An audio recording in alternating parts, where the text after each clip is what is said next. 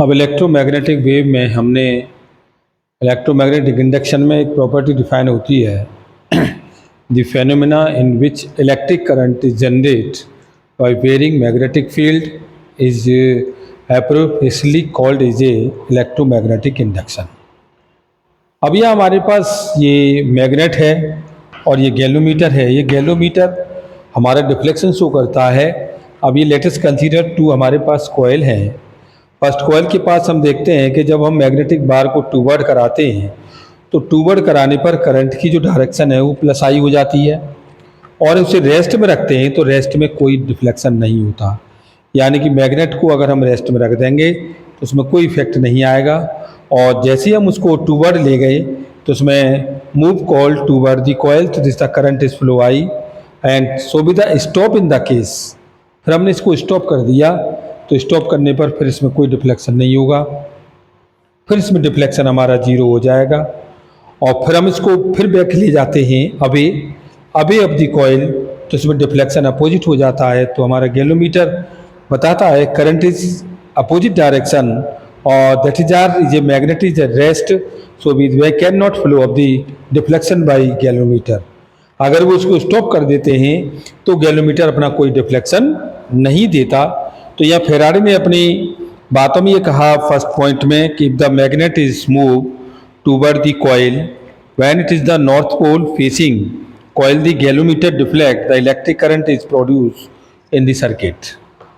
दूसरी बात में उन्होंने कहा कि if the magnet is move away from the coil the galvanometer again deflect but in the opposite direction.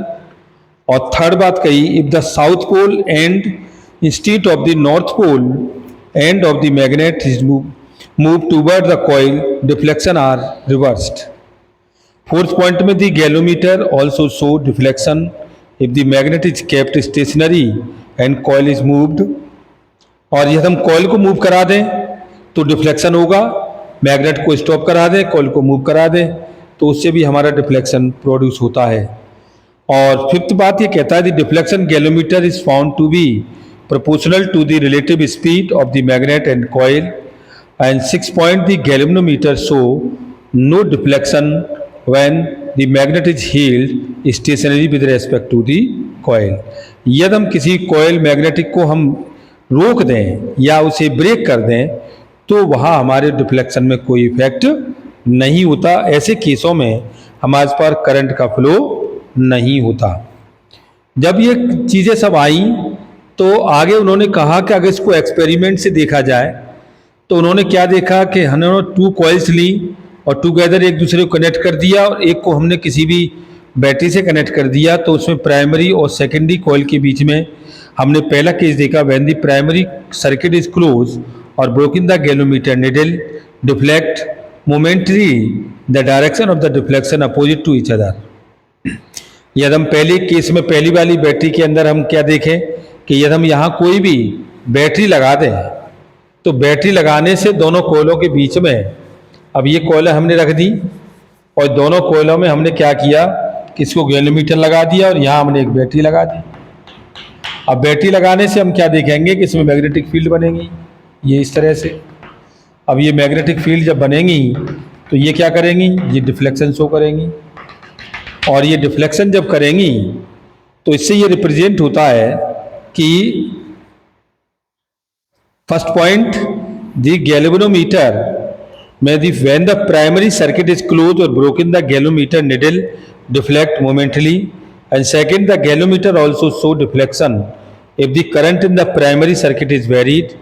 This deflection depend upon the rate of change of current, not the value of the current.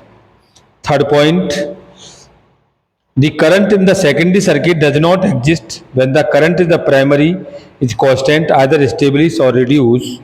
And fourth point, when there is a relative motion between these coil, the deflection also exists.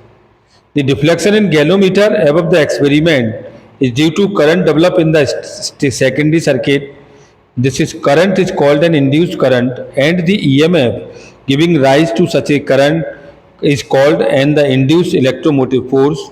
This phenomena was given the name of electromagnetic induction by Faraday. This due to the change of magnetic flux through the closed circuit by the relative motion of the circuit and the magnetic lines of force produced by either the magnet or primary coil and starting and stopping a current in a primary coil.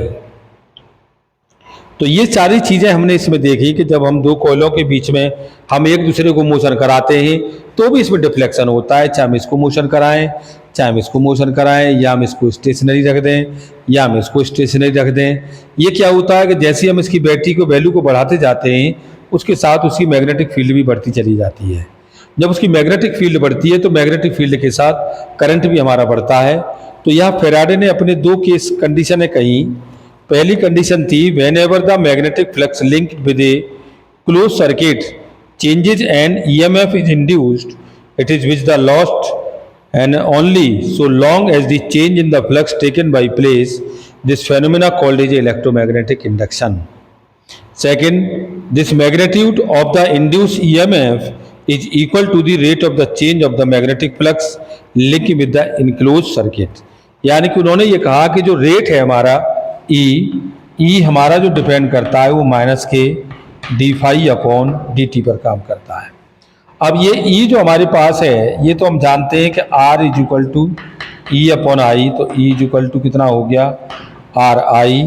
तो आप इसे आप कह सकते हो R I is equal to minus के N D phi upon D T, और this is the value of E। तो this is the value of E by ohm's law.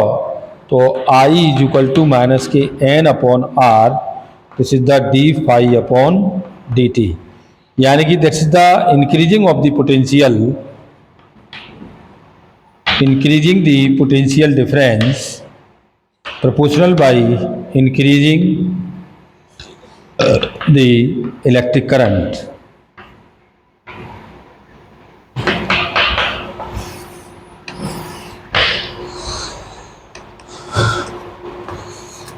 Next concept है Faraday's law of induction. Faraday's law of induction, अब induction को थोड़ा समझें।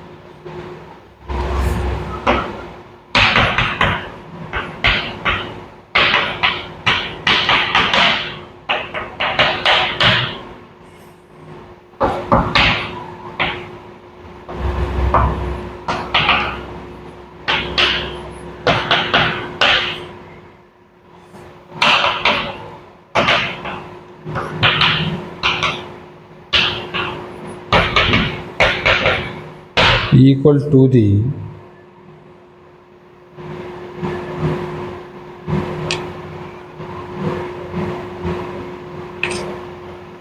EMF is equal to the negative rate of change of magnetic flux.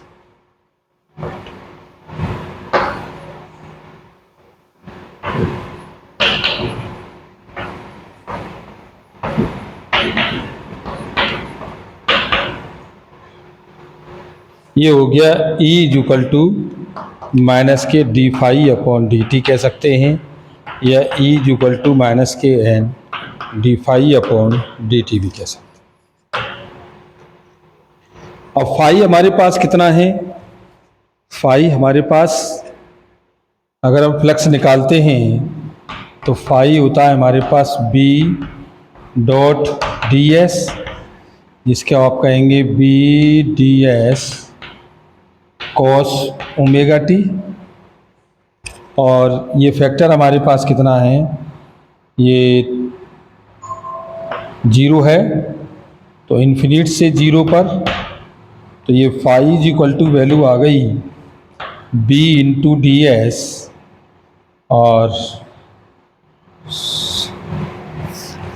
ये integrate, this is the value is constant, तो phi into B S is cos theta is always constant. This is the factor.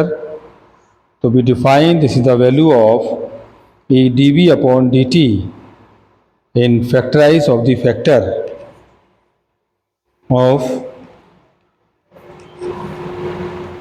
bds and unit vector, but E is equal to ये E into dl C के साथ, तो this is the value of E is equal to E into d l, तो D upon D T और B into D s, तो factorize of this E into और d l, और ये B upon phi t into D s, this is the right of the function del into E dot d s is equal to minus k phi b upon phi t into ds. This is the value of factor E is equal to phi b upon phi t.